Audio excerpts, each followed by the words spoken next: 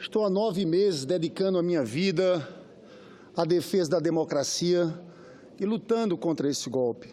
Hoje, subo a essa tribuna querendo me dirigir diretamente a uma mulher brasileira, vítima pela segunda vez de uma injustiça grosseira, brutal, a presidenta Dilma Wanda Rousseff. Dilma, eles achavam que a senhora não teria coragem de vir aqui. Diziam que você não teria coragem de enfrentar seus algozes. Diziam que a senhora não suportaria uma avalanche de duras intervenções. Ah, presidenta, eles não conhecem a sua história, porque se conhecessem a sua história, lembrariam da sua fibra, da sua altivez, frente aos torturadores e aos juízes da justiça militar, que envergonhados taparam os olhos, enquanto a senhora os enfrentou de cabeça erguida. Lá, eles taparam os olhos. Ontem aqui, taparam os ouvidos. Onde estavam aqueles que iam encurralar a presidenta, atemorizá-la, envergonhá-la? Pareciam trêmulos, ficaram pequenos na frente da senhora, não conseguiram encará-la de frente, não conseguiram ouvir as verdades sobre esse golpe. Ontem, presidenta Dilma, a senhora nos orgulhou, desmontou para o Brasil, o mundo e a história esse golpe. Toda a imprensa internacional reconheceu que seu discurso foi histórico, demolidor. Mesmo assim, eles não querem saber da verdade. Isso aqui é uma farsa. Seus argumentos são irrefutáveis.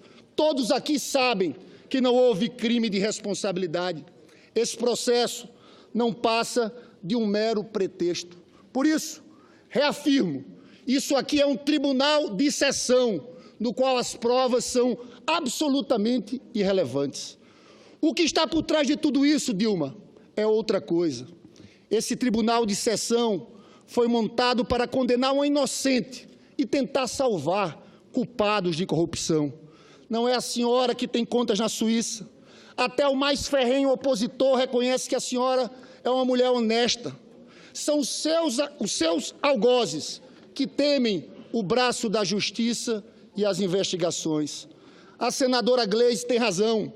A Câmara, presidida por Eduardo Cunha, não tinha autoridade moral para abrir um processo de impeachment contra a senhora. E o Senado Federal também não tem autoridade moral para condenar uma mulher honesta e inocente como a senhora. Está claro para todos que um dos motivos desse golpe é querer estancar a sangria da Lava Jato com o sangue de uma inocente. Eles não aceitam mais que o povo tenha voz e voto, porque essas elites nunca tiveram compromisso com a democracia nesse país. Como pode esse povo ter a ousadia de discordar das elites da Avenida Paulista e eleger, por 2 vezes como presidente, um ex-retirante nordestino e 2 vezes uma mulher que combateu a ditadura, que essa mesma elite apoiou e financiou? Dilma, eles não aceitam que um filho de trabalhador, um jovem negro, morador da periferia, entrasse em nossas universidades públicas. Dilma, fiquei emocionado quando vi na UFRJ uma turma de estudantes de medicina em sala de aula. Metade, presidenta, era de negros. Presidenta Dilma, graças a você e Lula, está surgindo a primeira geração de médicos negros nesse país.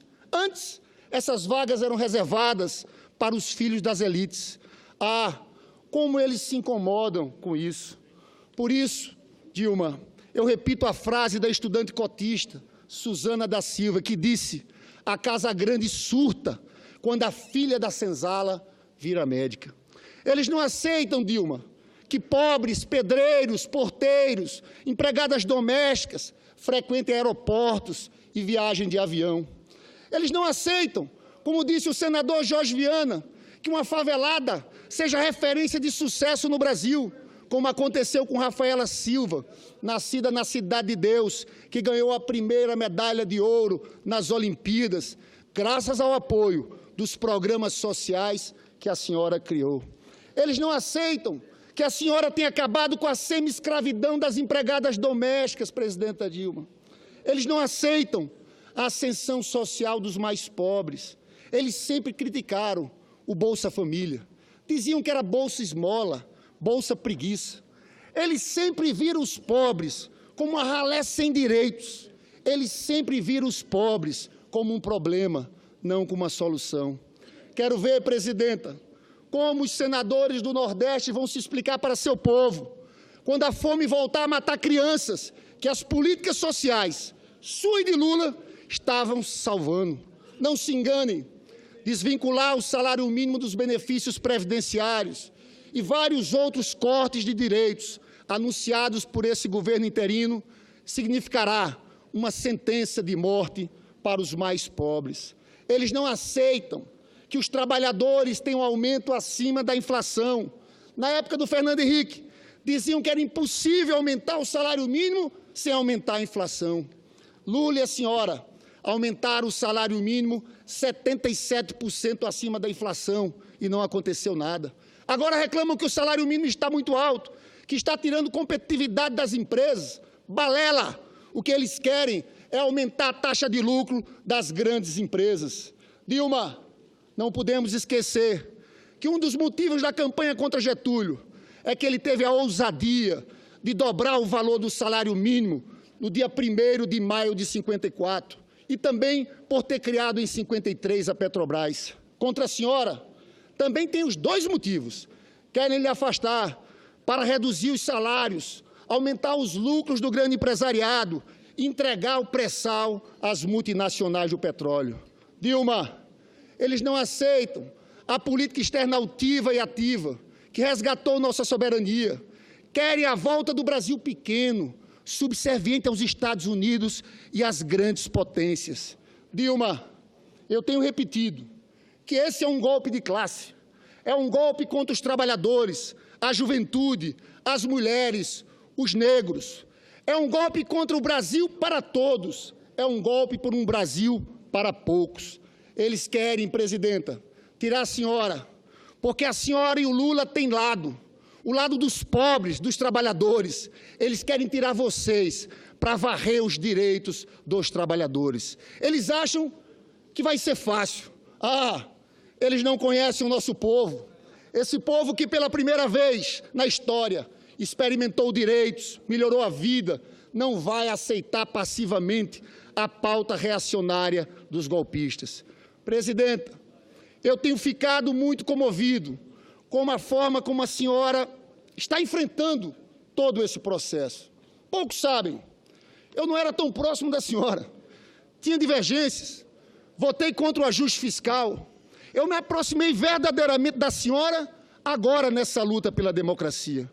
E confesso que estou muito impressionado com sua capacidade de luta. Às vezes me pergunto, de onde a senhora tira tanta força, tanta energia, tanta coragem para enfrentar tudo isso? Mas não é só isso. Te conhecendo mais de perto, vejo a sua honestidade, a sua integridade, sua capacidade intelectual, seu compromisso com os mais pobres. Presidenta, pode dormir tranquila. A história te reserva um lugar de honra, ao contrário de quem votar pelo impeachment, condenando uma pessoa que todos sabem que é inocente. A história será implacável e cobrirá de vergonha todos os que cometerem essa grosseira injustiça, como fez com torturadores e ditadores do passado. Dilma, hoje o senador Roberto Requião lembrou que a sessão presidida por Auro de Moura Andrade, que cassou o presidente João Goulart, foi anulada recentemente pelo Senado Federal. Presidenta, se esse golpe se consumar, nós não esqueceremos esse dia. Muitos brasileiros e democratas vão lutar e vai chegar um dia em que uma sessão do Senado Federal anulará o que está acontecendo da mesma forma que anulou a sessão de João Goulart. Dilma, a senhora jamais precisará esconder o seu rosto. A senhora sempre poderá olhar para o Brasil e seu povo de frente, de cabeça erguida. Viva Dilma Rousseff! Viva a democracia brasileira!